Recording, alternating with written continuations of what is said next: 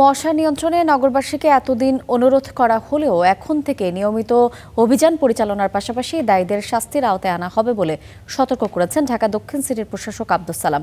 সকালে রাজধানীর science lab মোড়ে সমন্বিত অভিযানে যোগ দিয়ে তিনি বলেছেন, মোবাইল কোর্ট পরিচালনায় কেউ বাধা দিলে তাদের আইনের আওতায় আনা হবে।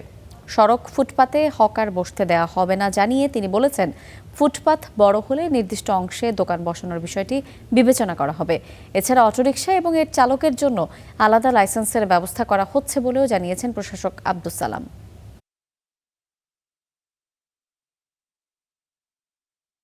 সিটি কর্পোরেশনের আইন না মানবে, সরকারের আইন না মানবে, তাদের বিরুদ্ধে আমরা ব্যবস্থা গ্রহণ করব।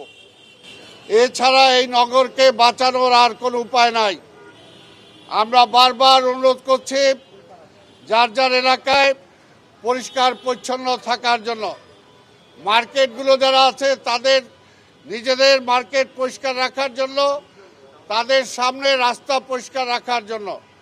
কিন্তু আমরা বারবার অনুরোধ করার পরেও সেটা কার্যকর হচ্ছে না।